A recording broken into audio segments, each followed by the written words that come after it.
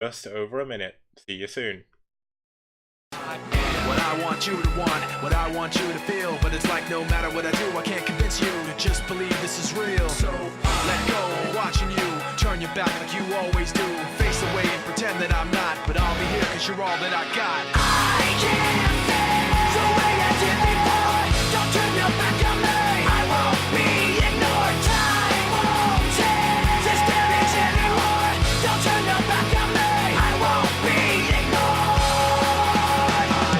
A little bit insecure, a little unconfident, cause you don't understand to do what I can, but sometimes I don't make sense. I am what you never want to say, but I've never had a doubt. It's like no matter what I do, I can't convince you for once just to hear me out. So let go, watching you, turn your back like you always do. Face away and pretend that I'm not, but I'll be here cause you're all that I got. It's showtime.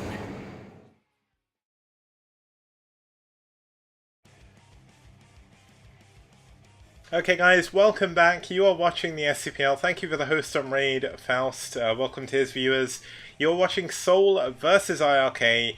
We just saw Noob beat DeWalt in an incredibly tense first game.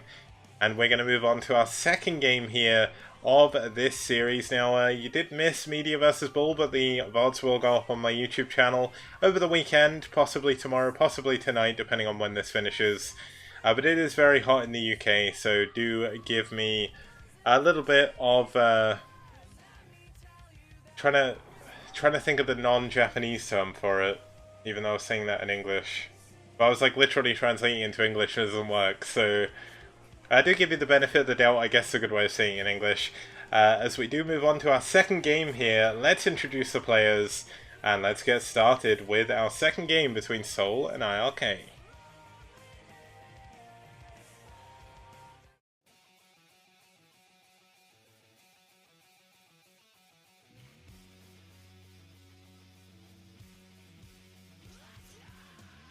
Okay, just to let you know, my cat is behind me, so I'm fine. But either way, for SouL this time, we're going to go from their Korean players to their South Americans. It's going to be Dandy, one of the best Peruvian games, one of the best Peruvian gamers in Brood War, up there with Terra as arguably joint first, I would say, best players in Peru. He did do a very good job for his team, appeared in 5 of 6 games last season, or last round for them. He did go for 3 for 2, and he did win his first game of round 2, so this is going to be his second game here, and he is going to be looking to put on the hurt against his opponent, which is going to be fighting for iRk. It's Cubic. Now Cubic has gone 1 for 1 against Terran in the STPL so far, 2 for 2 overall in round 1.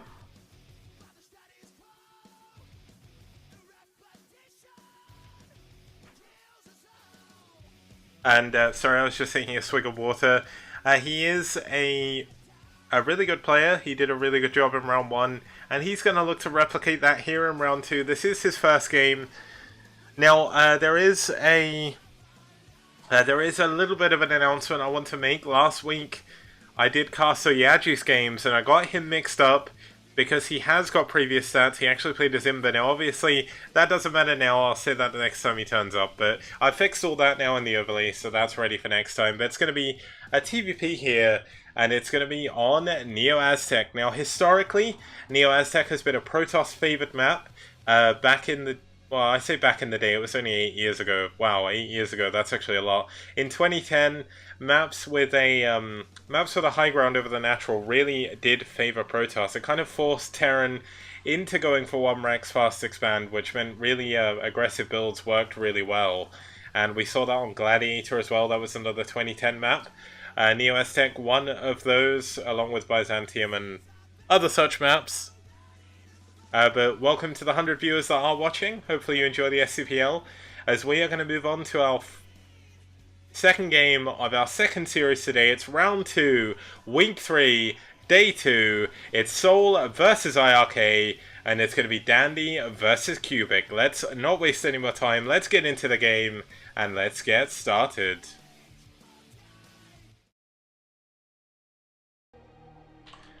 Okay. I wish I could, like, fade out my music, but I don't have a fader. It'd be so much better. But starting in the 12 o'clock position, we do have our Peruvian Teal Terran player fighting for SouL. It's going to be Dandy.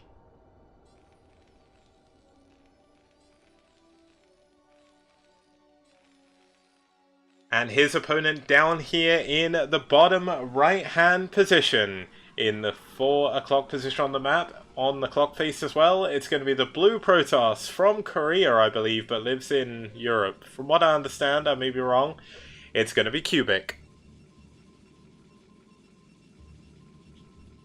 And now immediately we see Cubic moving out to build his probe right at the front of his base. I would imagine this is going to be for 2 gateways. It is of course a PVT, not a PVZ, so this is not for a funky wall or anything like that. But he's going to look to be a little bit aggressive here on Dandy. Now I did mention that this is a very good map for Protoss aggression against Terran. Very, very hard to hold the top of your ramp, especially on this. You can see in the Protoss' base, this is quite a large area to try and cover. Looks like it's just going to be a forward 1 gate. He's not going to wait for 2 gateways. But still, he's going to be trying to put on a little bit of extra pressure. Now, is Dandy going to build his barracks up here? Yes, he is. Now, Dandy knows how to play this game. He's actually built this a little bit further over than you'd probably think. You can actually use that to wall off. But he's going to be able to build his barracks here, build a depot here, command center here, and a barracks, a bunker in front as well. So he's going to be going for 1 racks, fast expand here. Now the probe did go up and do a cheeky little scout here to see if he could see an SCV moving, and he did retreat and go back to the right way. So he's going to see this barracks, and he's going to know exactly what's going on. And thank you very much, Mulholland MD. You have actually pointed out that Dandy does stream a lot, so if you do want to watch his Terran or his Protoss versus Terran, because he is a race traitor, please do feel to check out his stream. He is technically one of my teammates. I'm one of the casters for SouL and White Clan. I got let on both of them because I'm greedy. And I haven't actually had any official maps or matches other than the STPL to cast, so you know what, I'm keeping myself busy. We do actually have a gas steal coming up by Cubic, and this is going to be very annoying for Dandy, especially when there is this forward gateway. Now, what is Cubic going to do behind this? Is he going to go for more tech, or is it, well, no he's not. He's going to expand behind this, and that's fairly normal. Now, the trouble is for Dandy, Dandy only has this wall off. It's not perfect. The first probe is going to pull the Marines away from this. Now, the command center is coming up. Now, this is a good wall, I believe. So the Zealot shouldn't be able to get in, and he is going to be able to dance back and forth. But the trouble is, the Zealot is just going to go into the main, and there's not really too much you can do once that happens. But there we go, the probes, the SCVs have been pulled. A great probe block, actually getting the SCV killed. Great job by Dandy there. By Cubic there. And that hero SCV going to try and take down the Zealot. Does do a great job defending against that aggression, but it's not over yet. More Zealots are on the way. Still, we do not actually see the Nexus coming up. It looks like it blocked it with a probe by accident. And this is going to be where Cubic's going to find himself in a little bit of trouble. The reason why this build works so well for Terran, and the reason why it's so popular, is it does get... Oh, that was actually a really nice double kill. That SCV got a kill. Did one of the other SCVs get the kill? I really want to hope they did. No, they didn't. Okay. So one hero SCV, the other one was a Marine. But look at this, another Zealot getting back in here. Just doing what he can to take down as many of these Marines as possible. Thank you very much for the follow. I didn't quite catch your name. I need to probably make the follow notification stand up a bit longer. But hopefully you're enjoying the STPL so far. Same goes for everyone else tuned in at the moment. And finally we have this bunker coming in. But look, Zealots just keep streaming in. And because of the late factory, it's very good for Cubic, because Dandy has been losing his Marines one by one. Does a great job controlling there, though. But the Zealot looks like he's going to try and get in the main again. And if he does loop back, he can actually take down some of these Marines. Doesn't quite manage it. And this is when that aggression is going to have to stop. We should have a stop on the Zealots being built. We should see some a Cybernetic score finally coming up. You saw the Zealot get cancelled when I clicked on that. Because now there's a bunker, it's going to be very hard to get that damage done. Zealots take a lot of damage from 3 Marines in the bunker, and only getting 1 SCV for his troubles. Not the best of decisions there by Cubic, but does put him in a semi-decent position. He's delayed Dandy's tech a lot. Only at 5 minutes do we have that first factory coming down, and that is not a position you want to be in. One of the benefits of 1-Rack's Fast Expand, 1-Rack's Double, if you are in Korea, is that it does give you that insane economic advantage. It does allow you to do builds like 4-Fact a lot easier. You can transition into 5-Fact or 6-Fact as well, off the back of 1-Rack's FE, and it makes them a little bit more potent. Everything comes a little bit quicker. And now it looks like Dandy, trying to do his best to clear out any additional units, realizes 4 Marines aren't really enough to take down a Zealot, especially when 2 of them are 1 hits away from death. And finally we do start seeing the Cybernetics Corps coming in.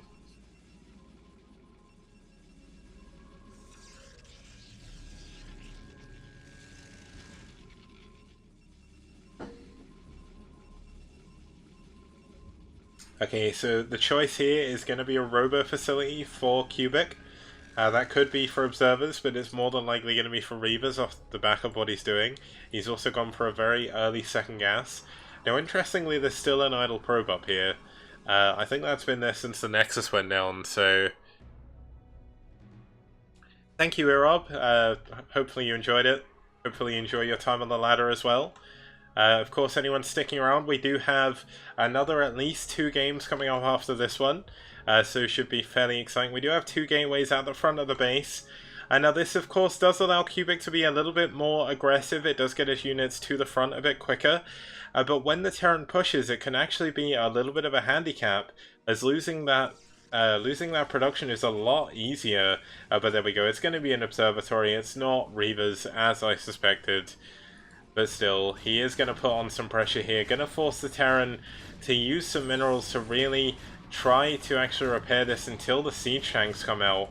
But just imagine if this pressure had come a little bit earlier, if he'd have switched off of Zealots a lot faster, this would be a completely different situation. You wouldn't have the siege tank, you wouldn't have the siege mode to really defend against this bunker, and you're forced to repair for ages in that situation. It's really, really hard to deal with. One of the Dragoons getting a little bit too sure of himself, taking a lot of damage, and gonna have to be forced back to retreat. Now, we actually have a Stargate. Now, this is gonna be a fleet beacon, isn't it? Yes, it is. It's gonna be carriers. Now, Dandy has scanned the natural. He is never in a million years going to scan this bottom right of this base. I've seen a lot of games on this map, but I can never remember a Process player hiding tech down there. I guess there has been games in the past, and I'm guessing there's a lot of them, but I've seen so many Brood War games, especially over the past 12 weeks, that I've completely forgotten some of the maps. And here we go, the pylon coming in to help supplement those carriers building. Now, a little bit of an interesting stat in case you don't know, for the first 2 or 3 carriers to come out, you actually need 5 minutes worth of time to get full interceptors. Now we have another scan going down. He checks for additional gateways. He sees no additional tech. He sees no third base. So Dandy is probably going to be wondering what exactly is going on. And there's a hidden base here as well. Cubic. You know what? Cubic may be Korean, I believe, but he is certainly playing like a Peruvian here. He is out-Peruing Dandy. And you know what? He is looking to do a good job of it. The carriers have started. They've not quite arrived yet, but he will be going for that carrier interceptor upgrade. And he will be looking to make sure he at least defends against this first push as it comes out. Now, Cubic does have the observers out here as well, so he's going to see these tanks moving forward. And Dandy is going to have a little bit of trouble. Has he switched into an armory yet? It looks like he doesn't even have an armory, and this is going to be... Oh, yes, he does. Yeah, he's got +1 attack nearly finished. So he is going to be able to get Goliaths in when he comes in.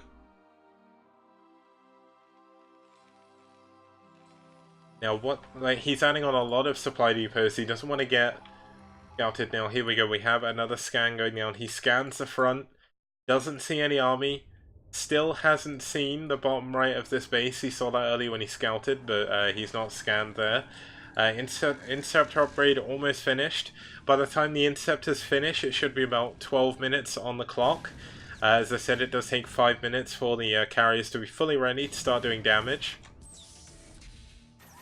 And it looks like Dandy is going to look to slowly try and leapfrog his way forward. I think he thinks something's up, but he's not quite sure. Now, whether or not I missed a scan And he's trying to hit a timing before the carriers come out. Let's have a look at what he's building. Now, he's still building vultures, so I still think he doesn't suspect anything. And now, interestingly, he's sieging all his tanks in one place, just so zealots can bomb them a little bit easier. And let's see if that's what Cubic does go for. Now, the problem is Cubic is playing an incredibly risky strategy. He is playing a very greedy strategy as well. He's only on 2 gateways of production. The scan actually going down somewhere. I don't even know where that scan went down, but he's hidden a base. He's hidden tech. The interceptors should be ready in about a minute and a half or so. It's going to be a while before they're fully done. And his units aren't that great. He just has dragoons. Terran has +1 attack already. He's pushing down with turrets. He's pushing down with a lot of mines as well to trap these dragoons back. Now, of course, Danny hasn't scouted this base. It's mainly being used for gas collecting at the moment, but will be very useful to try and take out those with vultures if he can. Now we see another scan going down just to try and find the army.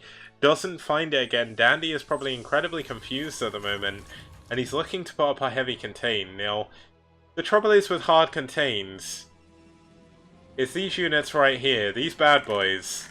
They do not care about contains. They fly around contains. They fly to your main. They wreck your life. And that's exactly what they're going to try and do. Now, we do see a lot of turrets coming down from Dandy, but the way they're placed, I seriously think he doesn't know about the carriers. He's adding on 1 Goliath. Like, that isn't much at all. We have another scan going down. He still hasn't seen any tech. And finally, we see that scan coming down. He knows the carriers are there, but he does not know the carrier account. He does not know where they are. It's 4 carriers, sorry, at the moment. Is that 4 or is that 3? It is 4. And this is when he is going to start having trouble. These carriers are going to be a big surprise to him. And this push is going to be a very dangerous thing to be doing. It looks like one of those tanks going down immediately. And with the tanks being taken down, the Dragoons can finally push out. Now, unfortunately, he's actually lost a lot of his Dragoons coming down this ramp. But a lot of his tanks are going down. There is absolutely nothing that shoots up here other than a couple of turrets. And Dandy is going to find himself so far behind. This is great carrier usage so far. He needs to make sure he doesn't lose too much. Gets another tank for his troubles, but does need to be careful. His carriers haven't even taken hull damage. That is how well he's controlling these at the moment. What a great job by Cubic here. And Dandy is just finding himself in an awful position. Unfortunately, his carriers getting a little bit close to the Goliaths, not pulling back to the best of their ability, but 2 more carriers should be joining the fight in a moment. And as soon as these tanks go down, there is absolutely nothing on the ground to contest these Dragoons. And Dandy has been completely taken abound. He's actually finally found this base. He tried to take a 3rd base himself, and he will eventually clear that, but the real story is here. He's lost his tanks, he's losing his Goliaths, and with this many Dragoons on the ground, he is going to absolutely roll through the rest of this army. Now, one of the carriers actually went down to a turret. That's not the best situation to be in. He's got 2 more in reserve, but obviously carriers get exponentially better the more there are. And Dandy's units are completely, I don't want to say decimated, because the real meaning behind that is Rome used to take 1 in 10 men and kill them. So for someone to be decimated, only 1 in 10 need to have died. But they got absolutely annihilated. There are a lot of Goliaths coming out. They're facing nothing but Dragoons. And that is not a fight they can win. Goliaths may be a strong unit in air versus air, or anti-air, but they are not. Oh, that's a great move. A 1 hit away on that carrier. How unbelievably lucky by Cubic. 1 more missile and that would have gone. But this is where the trouble sets in. Even with this many Goliaths, he doesn't really have that much to sort of contest with the air and ground of Cubic, and Cubic is just rolling his way forward. Cubic's lost his 3rd base, but take another 3rd base down here.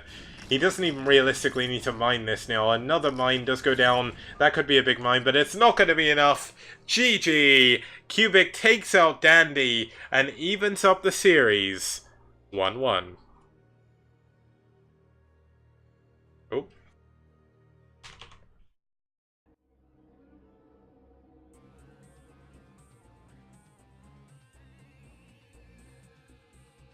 Okay, so Great game by Cubic there. He played it a little bit weird. He actually outproved a Peruvian, which is, you know what, that's a 100 in my book. Like,